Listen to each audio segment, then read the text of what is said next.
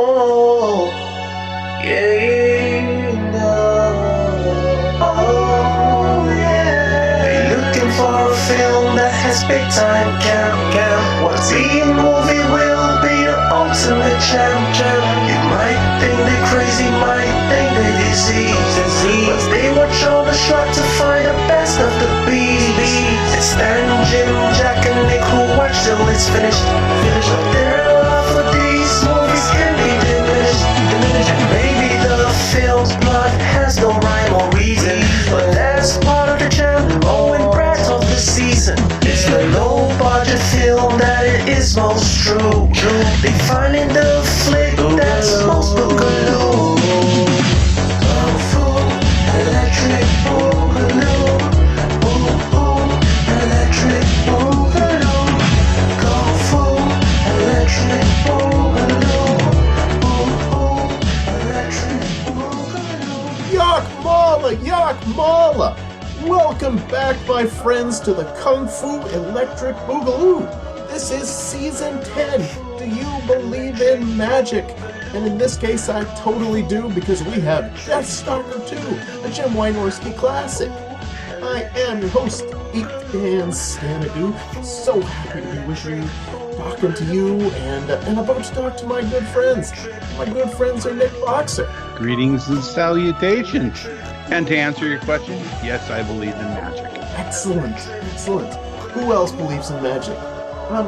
Jack, do you believe in magic? Sup, lads? No. No, I don't believe in magic, aliens, Bigfoot maybe. Bigfoot, I think that's something plausible. The rest of it, it's all bullshit. All bullshit. All right. Now, of course, James Cotta. How about you? Do you believe in magic? I believe in magic and Deathstalker II.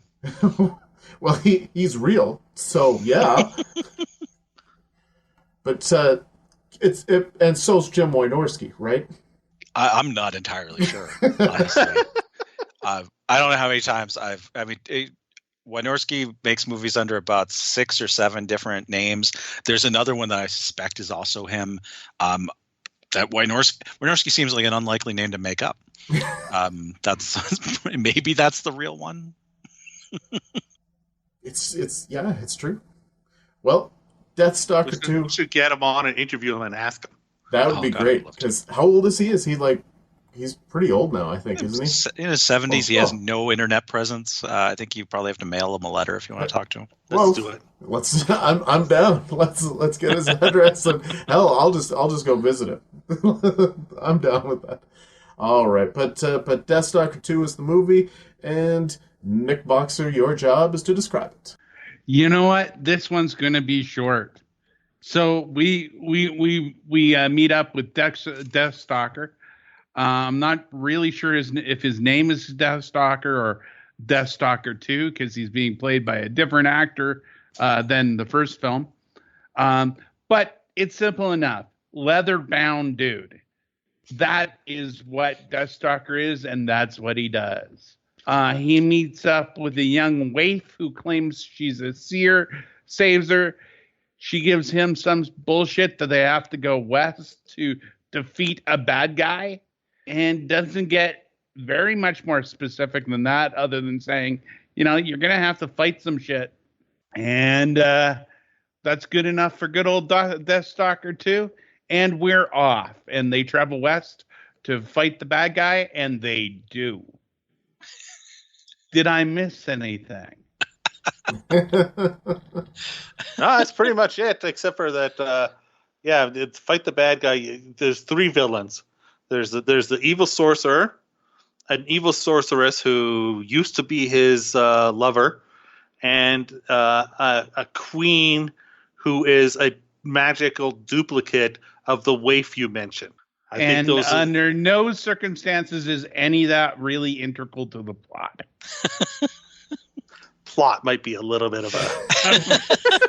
Well, it's funny because I made a note of this movie because as I was watching it and just realizing that the way that things were kind of progressing along, and I thought to myself, this is totally should be called Deathstalker 2, or A Funny Thing Happened on the Way to the Evil Sorcerer, because it's just all the stuff that happens doesn't need to happen. It's just whatever. We're just going to toss some shit at him, and it's fine. There's homages to tons of old comedy films in this and characters. There's a Three Stooges moment. There's a Abbott and Costello moment. There's a like all these different things. Like it's been again so damn long since I've seen the original Deathstalker that I couldn't tell you. But I imagine that it did not have. It's nowhere near like this. Nothing like this. No, right? no. I watched the original Deathstalker like 6 months ago, and I was really excited to watch Deathstalker 2 because I had read some things about it, and that's why I was super excited when Jim put it into the season, and it's just like, wow, it goes so far off of what you expect. It's just pure comedy. It's pure over the top, like one-liners, and just you name it, and it's in here. And it's got pig face guys. Yeah. Pig face guys. Which are actually footage left over from the first movie. Yep, that's right. They're in the first movie. Yep. Well, then again, not leftover footage. They're like characters. They're like not characters, but like they interact. Just with the pig guy eating the pig in the bar. That was leftover footage. Yeah, nice. I'm not sure about the rest of it. I don't think so. But yeah, the pig eating the other pig was definitely, because that happened in that when they were, I guess, with the king or whatever hanging out. But yeah, I mean, yeah, it's definitely, it's a very different movie, no question about it. And hey, why not? Because it's a different actor, so it doesn't matter. But I think it's great to see John Terlesky again. He was super likable in Chopping Mall, and he's also super likable in Deathstalker 2. Monique Gabrielle as playing the double part of the seer and the duplicate of the seer, the princess, she just steals this movie. Do you know the reason? Do you know the reason why she played both those parts? What's that? Was so that they could only have to pay one actress. No, seriously, that was why that was done. They only had to play one actress to play twice as many roles. So they and she also, and if there's any question that Tony Naples is also in this movie, and Monique Gabriel, if there's any question that Wynorski is a god, Tony Naples was an ex-girlfriend, and at the time he was dating Monique Gabriel. Nice. Yeah. I think this is the second or third movie we've seen from her. She was in The Big Bet. And I think it seems to me we've seen something else. But yeah, and super sexy hot as the evil princess. She's one of the most beautiful women of all time. I think there's no question of that. She's just gorgeous. She's hilarious though too as Rena the Seer. I gotta be honest. Very good. She's very likable in this movie. Because it feels like she's just not even doing it. like she's not even trying to act. But that's it. She wasn't confident doing in the movie. She wasn't confident doing comedy. And Wynorski just said to her, "Just be yourself. You're a naturally sweet, likable, funny person." So that was, that was basically what she did. I feel like we're ready to go to sleep. I don't know what else to say. It's not the most complex movie in the world, is it? 5 minutes into this thing? It's not an overly complex film, no. Okay, before we go out scoring, because I think we're going to go pretty soon. So there is a point at which they end up with this village of Amazon women, and Deathstalker. How could you possibly get those confused? Sorry. So Conan gets in a wrestling match with one of the Amazon women. Is that the same woman from I Like to Hurt People? Because it really looked like. You know what? Let me look it up for you right now. I don't think so. Pretty sure that it isn't, because she's a glow wrestler. I think Queen. Is it? No, I don't think she is. Oh, no. I mean, that scene was filmed. Wait, like you don't think everything she's was a glow wrestler, or you don't think she's from I Like to Hurt People? both. I don't think she's either one. That film was what do you call it? Her name is Dee Boother. So let me just look it up. But they filmed the movie in Argentina, and then they got to Los Angeles. They put in it. You know, it might be. Now that I'm seeing it. Now I'm seeing her not in that role. But yeah, I mean, that scene was filmed in Los Angeles. They Wynorski called Corman and said, "Find me the biggest woman you can," and he found this professional wrestler. So I'm a huge Wynorski. I've become a huge Wynorski fan since starting this show.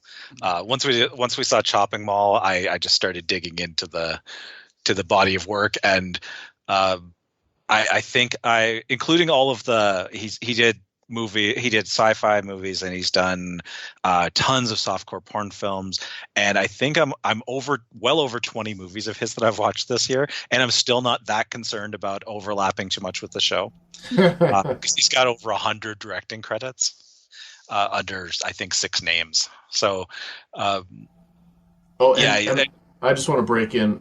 She wrestled in Glow as Matilda the Hun. Yes, she did. Yeah, Nice. and she also was in something that was like a competing federation, but it does not look. She was banned from wrestling bands, so she wrestled a bear instead. But she's not in I Like to Hurt People, that I can tell. Did she also date Wynorski at some point? We can assume. yeah, I mean. All right. In our search for the ultimate B movie, we rate each film in 5 categories. None of these categories are objective quality. The first category is called Schlock Uphill, and we start with Stan. All right. Well, this one to me is this is super schlock to me.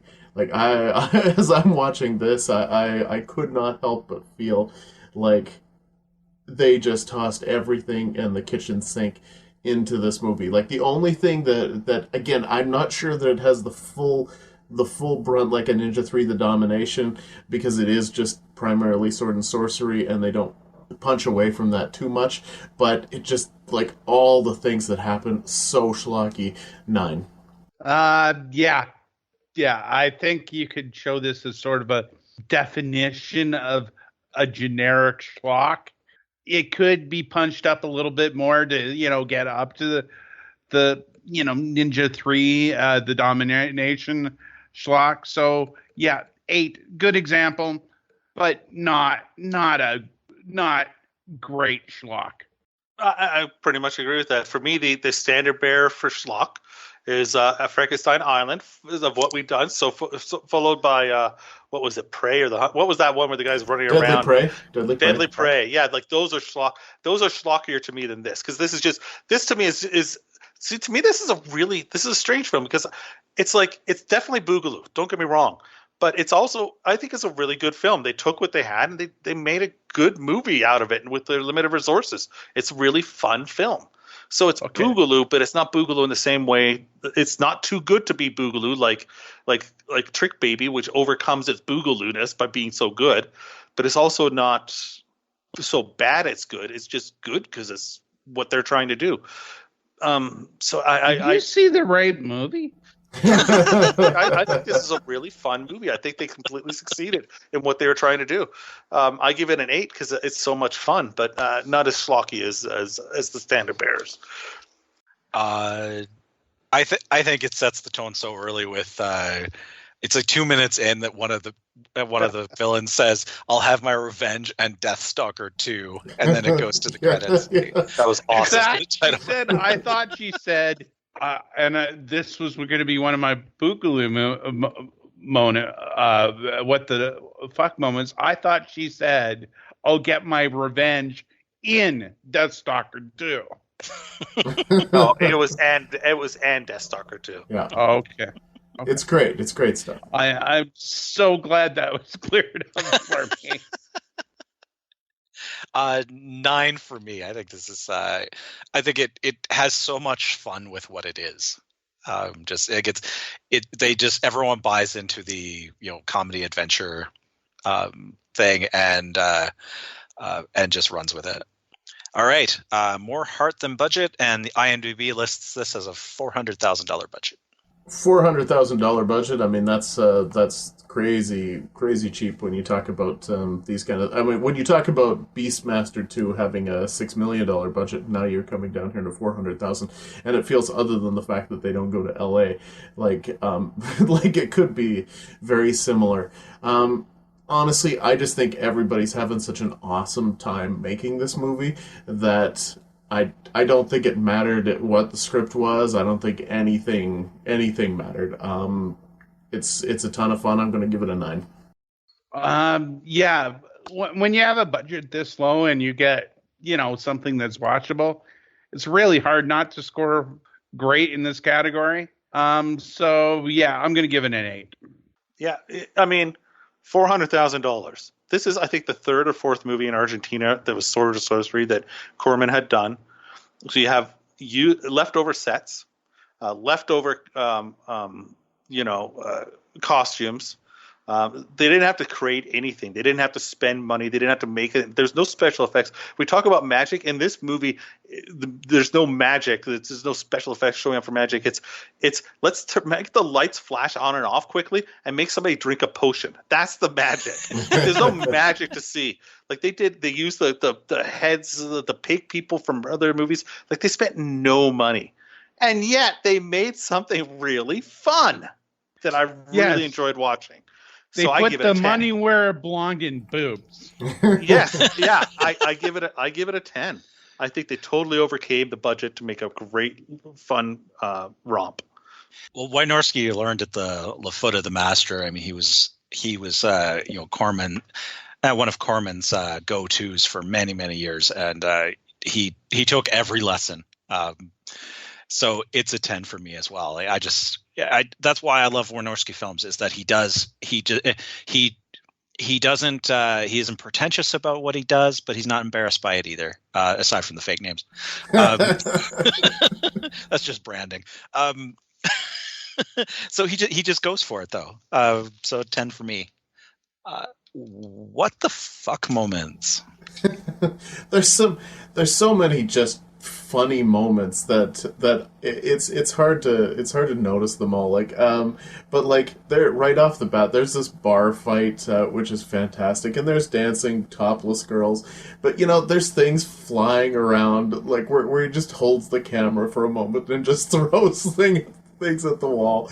But I love the dancing girls because it's just like, they're that classic band plays on moment where like shit's going wrong, but they're still dancing and shaking their boobs, So I love seeing that.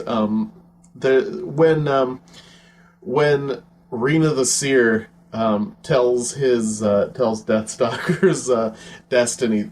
Oh my, that's such a great moment. Spirits of tomorrow, hear my call, and just going into the whole thing and the way she tells it. I think it's hilarious. I just want to point out, because you mentioned it in your WTFs, you can have this one. In case you didn't know, that the crystal she's looking in when doing that was actually a doorknob. Actually, a real doorknob that they use. That's the budget we're talking about. That's brilliant. And that's awesome.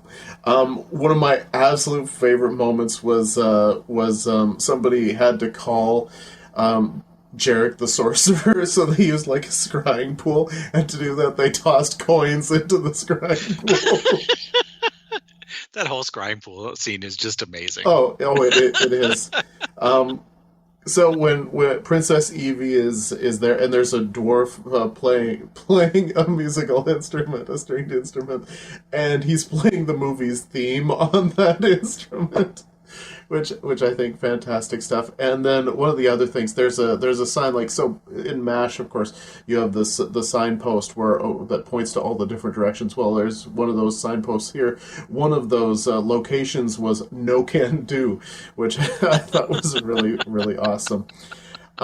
It's just chock full of stuff. I'm sure that everybody else is going to have a ton of things. So, yeah, I'm going to go 9 here too. My favorite WTF in this movie was when Deathstalker gets caught by the princess waif sleeping with the evil princess clone, and he's able to, make her not upset by just saying it was her body. She's just so pretty. Oh, Deathstalker, you're just so sweet.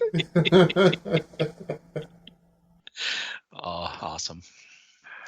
To throw a number on it, 8. I like the fact that she Deathstalker's about to die for all they know. She is with the Amazonians getting a massage.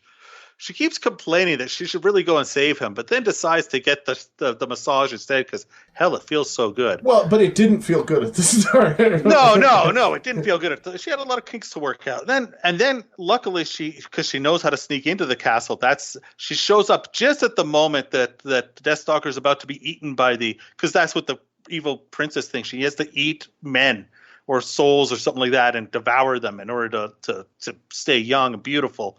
Until they figure out a cure for that. So just before she does that to Deathstalker, the princess shows up in the room. Nobody sees her. She bangs well, I guess there was a sex act going on at the time. Bangs the evil princess on the head. And then you mentioned there's the whole exchange about how could you do that? Oh, it's just, look, she's so beautiful. And she's like, oh, you're so sweet. She leaves the princess. Then has to come back later to kill her. You could have killed her right then. But then that wouldn't have given us the nice scene later on where the two of them are walking around the hallways in a Looney Tunes thing. I call it Scooby-Doo. Scooby-Doo, yeah, for sure. Whatever. Like, scene. Like, there's a sequence in this movie. This is my favorite WTF sequence. So they have hired this guy with one eye patch because, of course, no reason for the eye patch. But hey, maybe he got it from the bottom of a children's sword toy. So he has this eye patch. They've hired the evil sorcerer and sorceress hired him to find him. So he's out there and he's in a tree and. The waif, seer girl, and Deathstalker, they ride by on this horse. The next scene is him in a bar, which is clearly the same bar where that brawl happened earlier. So back the other direction of what they're going.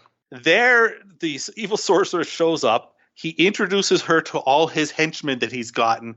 And these guys are like, guys that have been thrown out of Genghis Khan's army for being too brutal. Like all this reference to the list. Oh, that's so brilliant. Yeah. One little person again, because I think they just had one little person and they just kept on putting him in different roles. I assume they were buying or renting them or hiring them by the renting them is one of your options. That's politically correct. So they introduced them almost like rustling characters. Then we see the Deathstalker again riding the horse, and they have now somehow gotten, I guess it's magic, gotten ahead of him. They don't have any horses. They went backwards the opposite direction. Now they've managed to get ahead of him. Now they're shooting arrows at him. And I guess these arrows, for some reason, have explosives or something on because they're causing these massive flash bomb explosions everywhere. Because I guess that they figured, shit, we don't need to learn how to aim if we just have explosions. Eventually, it'll get them. They shoot at these explosions that are everywhere. Deathstalker lives. And now all these characters that have been built up, they've gone around the corner. Deathstalker has a ninja star for some reason.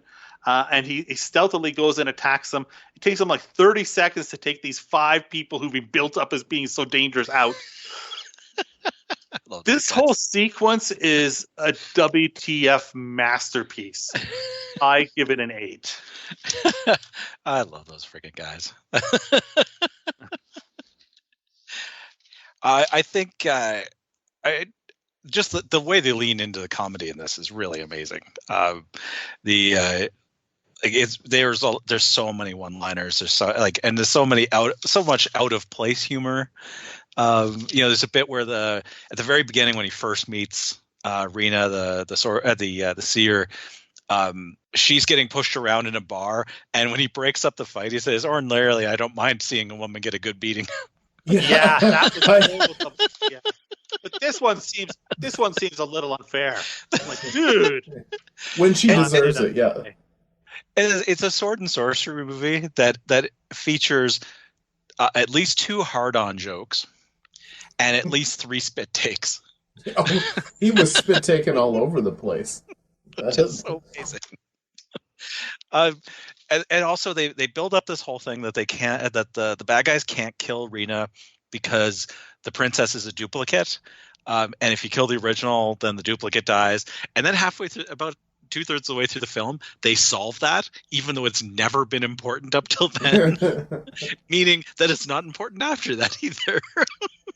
And in fact, they don't even mention it after. No, they're like, hey, just take this potion, fix that problem that we introduced and then never did anything with. And just the silliness of the whole movie brings this all the way up to a perfect 10 for me. Memorable moments. Well, you mentioned that line, that great line about the beating, where I don't mind seeing a woman take a beating if she deserves it, kind of thing. It's like the one-liners in this case are awesome, and as I said before, I mean, Terlesky is perfect for delivering them. He's just exactly what the movie needs to pull off the just the light atmosphere that it's got going on.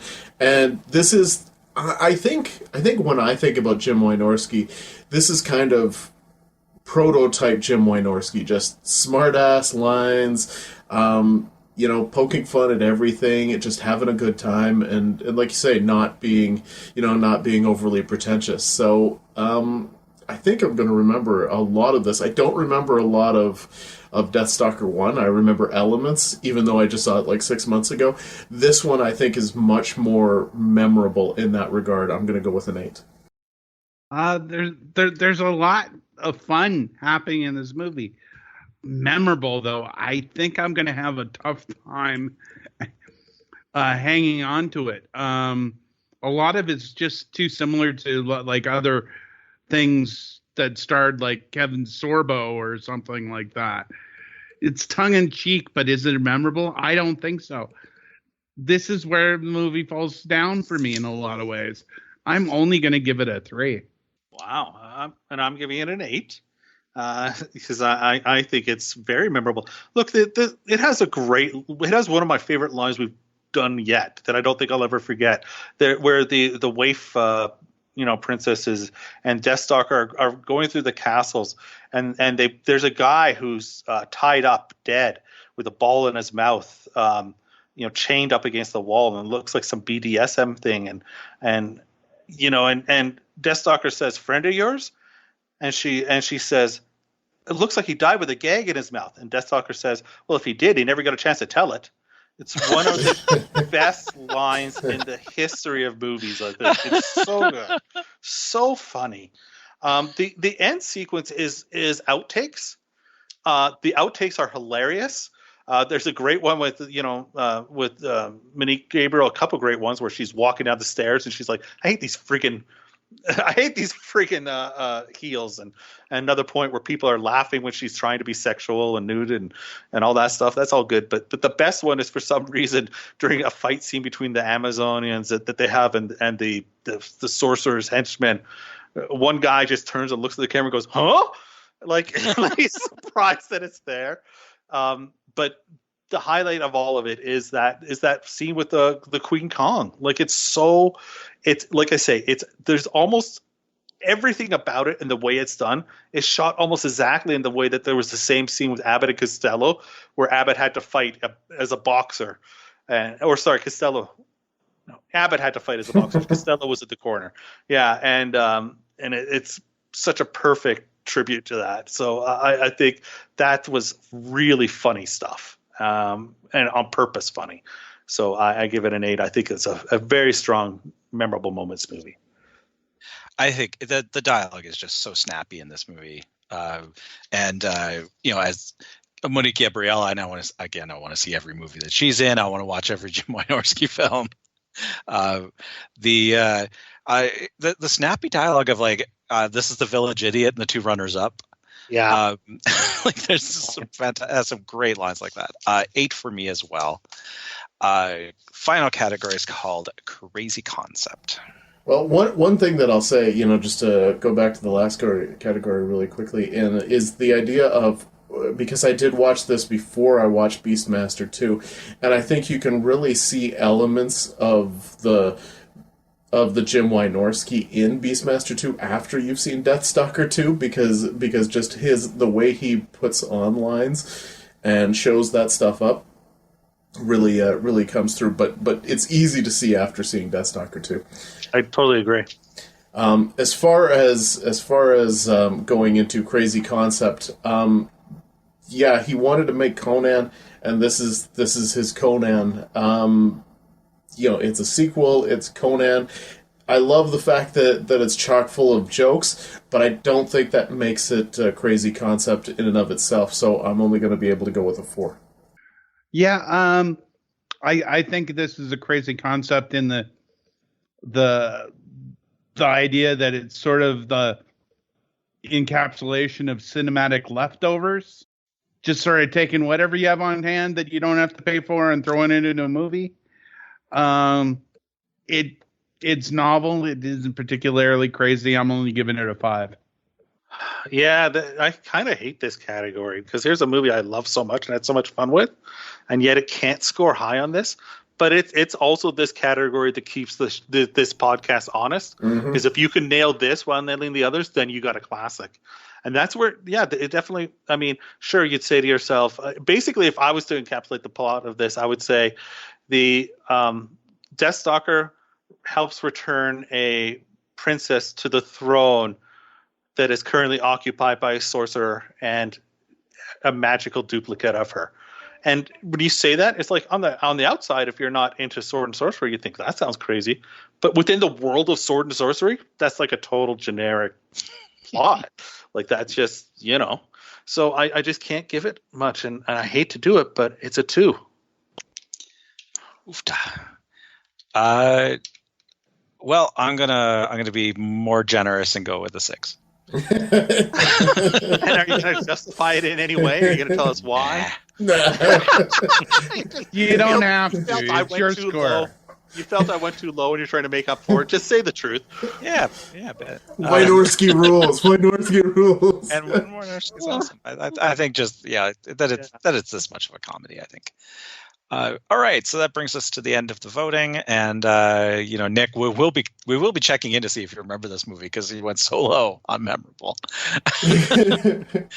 Each season we have 6 secret modifiers, and this movie does pick up 2. The version that I think we all watched this on Tubi. I watched it on Amazon Prime. Me too. There seems to be like 18 different lengths to this movie. Mine was 89 minutes, had the Ninja Star. The Ninja Star, I think, is a sign that if it did not have that you saw the VHS copy, not the DVD copy. I don't know what we do for the time modifier then. Because I saw the 77-minute version. Well, there's a 77-minute version? Tubi's version is 77. The original was 84, and yeah, the one I saw in 89. All right, so no time modifier.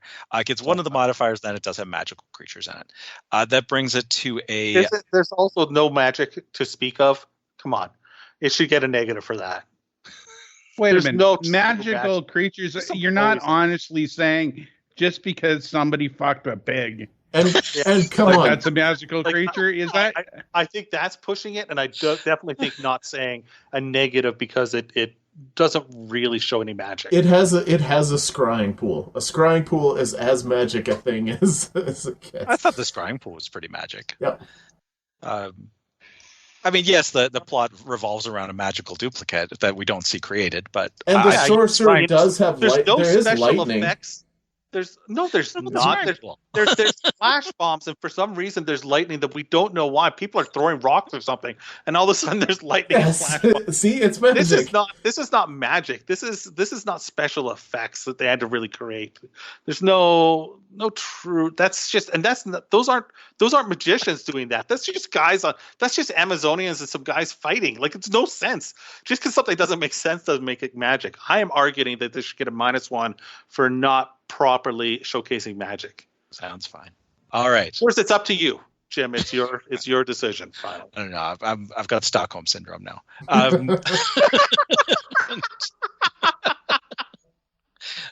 If it means that I get to escape this, then,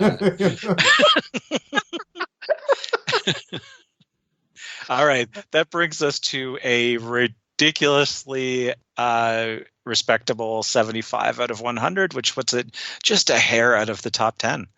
That puts it between Crank 2 and Frankenstein Conquers the World. Definitely harmed by that crazy concept category, unfortunately. Yeah, I kind of knew it would be. And Nick being wrong on memorable moments. Sure. Those two things. Really. But if we're going by Nick being wrong, a lot of. Oh, come on. If you look at the DVD covers of the first 4 Deathstalker movies, you're not going to pick out Deathstalker 2 on your first chance at it, man. One thing you got to say, those sword and sorcery Corbin movies like Deathstalker and these other ones, like I don't know how much of their budget was spent on those posters, but goddamn, they're beautiful. Oh yeah, that was Boris, isn't it? There's a Boris poster for this one. Yeah, I think it looks like it is. Yeah, good, gorgeous. All right, well, that's a memorable moment right there. You want to modify your score while we still got the Octagon open? No.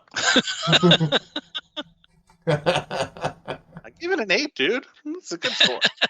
Nice. Okay, well, we are going to be moving on. We are going to be discussing some season stuff soon, but we are going to be moving on next episode with Spellcaster. So I look forward to watching that one. And right now, I think we should do some business before we have some fun. All right. Well, you can go to wetalkpodcasts.com. That's our show sponsor. And on their website is the Octagon that we have spoken so much of this episode and in every episode. You can look at our running list of our search for the ultimate B movie, sortable by the 5 categories, not sortable by objective quality. And also, we are on Instagram at Kung Fu Electric Boogaloo, and We Talk Podcasts is on Twitter and Facebook. And you should subscribe and review wherever you find your podcasts. Yay us. Okay, and now does that mean I got to explain it now? Yeah, Jack. Everything's your idea. The thing that I'm most excited about is that the Jimmerator gets to be pulled out this episode. Oh, that's right. So yeah, I always love the Jimmerator. All right, we always love the Jimmerator. So Jack, explain it so that we can get to the Jimmerator. Yeah, I'm going to try. Basically, this next season, what we're doing is something called Enter the Octagon. Of course, the Octagon, as mentioned, is where we categorize the different movies by the different topics, as well as overall score on the website and links to all the shows on the Octagon, as well as being a great name, a name of a great, I guess it is a David Carradine movie, the Octagon. So, inspiration for Chuck Norris, yeah. Or is it Chuck Norris? No, I think Chuck Norris is, or maybe I'm thinking the Arena is David Carradine. Yeah, it's Chuck Norris. Yeah. Chuck Norris is the Octagon, the Arena is David Carradine. But yeah, so the inspiration for that. So what we're going to do is we're going to announce 2 seasons that we want to do, because we always at this point pitch a season. Each person pitches 1 season of what they want to do, and then we pick what the next season will be. And then we announce the movies for that season later on in the episode 8. In this case, because I don't know about you guys, I suspect we've started to build up so many ideas individually for season ideas. I thought it'd be a good chance to get more than one out there in a different way and do something a little different, keep it fresh. So we're going to now each suggest 2 movies or 2 seasons that we want to do, but we won't announce the movies for them. And on episode 8, we will announce the movies that will represent in the Octagon, competing against each other, the season we want. The movie with the highest score will dictate the following season, 2 seasons from now. So I hope that makes some sort of sense. Well, I'm with it. I'm just, number one, glad that I'm not in control of the Octagon and I don't have to put all this into the Octagon. You got to edit. You got to edit this shit. You got to hard. Oh man, the Octagon is surprisingly resilient. The Octagon can handle more than I can. That's for sure. Oh well, that's good. I mean, that's no surprise. But anyway. All right, Jim. You should Jimmerate so that we can start finding out who the Heckfire is going to announce their season first. 2 seasons or 1 season at a I time? would say 1 season. Let's just go through That it. sounds good for me. Sounds great. The more times I can be Jim-rated. Yeah, and that's really We it, all isn't agree it? with that. I think that's all. That was everybody's thinking. Yes. Yeah. Stan, we're starting with you. Okay, well that's just fine. I'm excited. This is one that I've had on my list for quite some time, and I'm definitely looking forward to it. I call it One Shit Wonder. This one is.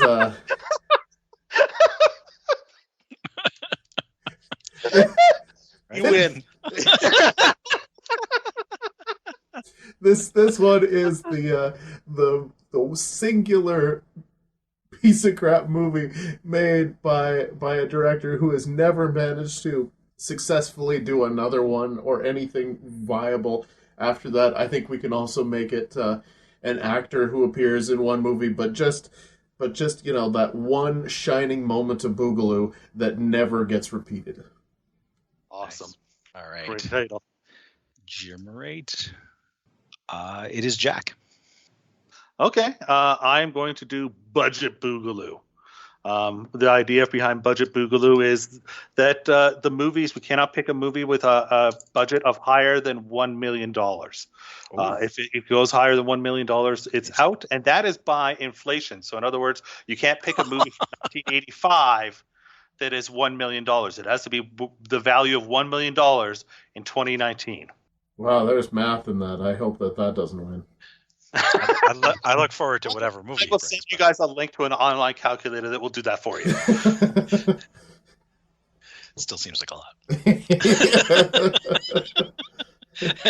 As the person who's in charge of the gym rater, that seems like quite a lot of work. Now, should I feel threatened that the guy operating the generator and also named Jim and me are going head to head on this next one? Just seems unfair. It does seem unfair, yeah. Well, it depends on if we go first or second, I guess. I don't see how this is Jim is a filthy liar. I don't have any particular feeling. It is me though. So was that the right answer or the wrong one? I've decided to name both seasons after lines from Star Wars, from the Star Wars movies. So this one is Scum and Villainy, and I've pitched before Spotlight seasons. This will be a spotlight on Jim Wynorski. That's fucking, come on. That's basically this season. that was hard. I know that's what you're watching lately, but Jesus Christ, what a little effort. It means that he's found a Wynorski movie that he really, really, really wants. Believe how many. Good Lord. I believe how many Wynorski films I've found that I want to do. The problem that I see now is that whatever the other one's called, we know the movie already for it. So, the amount of times I've gone back and forth with what I want to do next season. All right, Nick. Alrighty. My pitch is simple. It is Unlikely Possession. Movies that have an inanimate object possessed and hijinks ensue. I like it. So, cars, dolls, whatever you want. Always good. That means that we get Black Devil Doll from Hell in there. All right, we've done one round here. Time to regenerate. It will be Nick this time. Alrighty. Keep rolling. Now, for a while now, I think we've been driving in one direction, and I think Boogaloo goes in two directions. So this one is animals wearing people clothes. Any movie that has an animal wearing people clothes in it qualifies for this season. I dig it. And I don't even need it in the movie. It could be just on the poster. I dig it. All right, Jack. All right.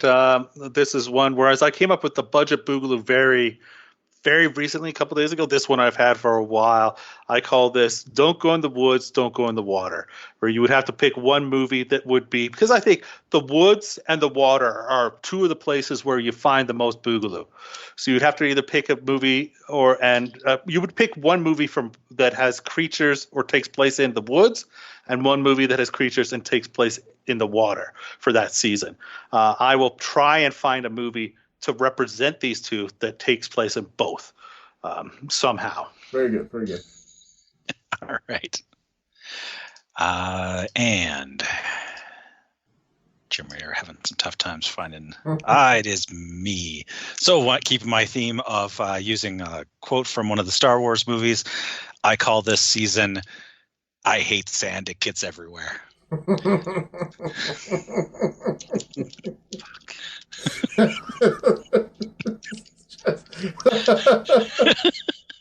All right.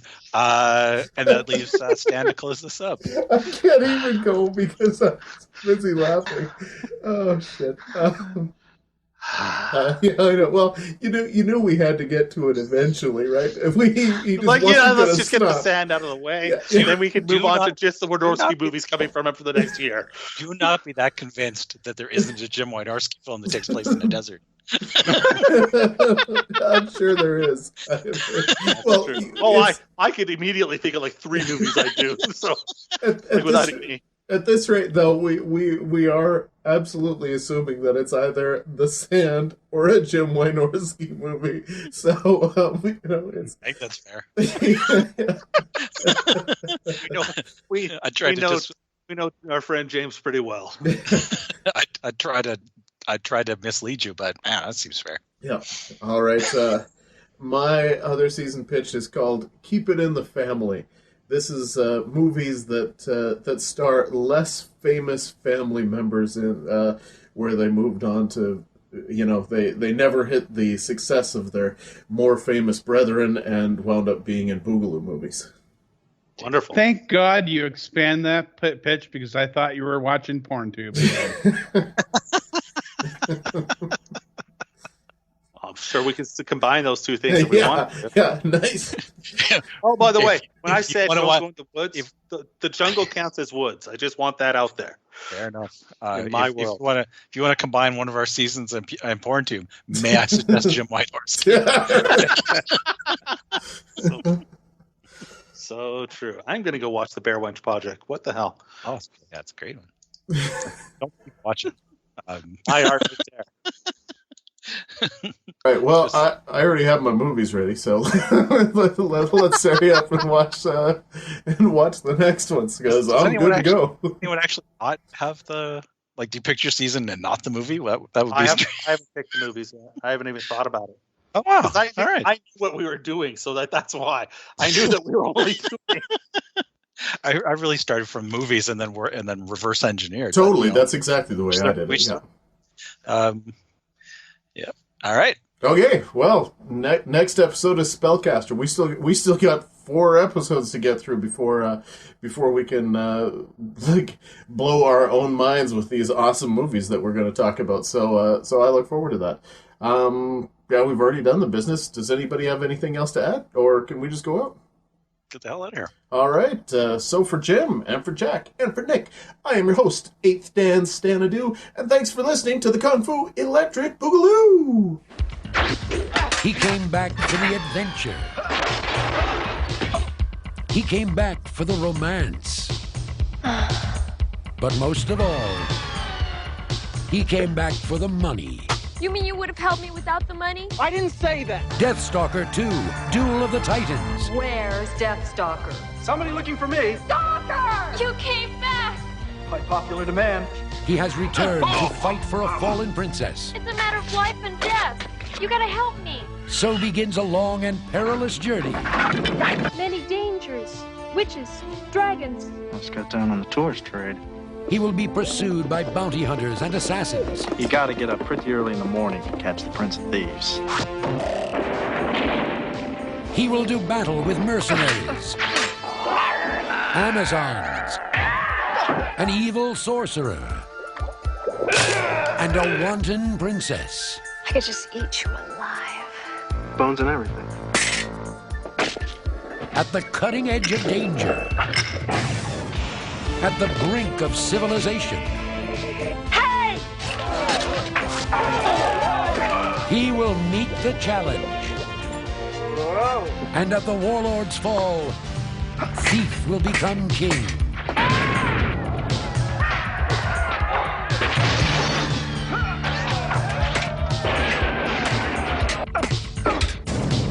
Deathstalker II, Duel of the Titans. Deathstalker? Uh-huh. Is that your first name or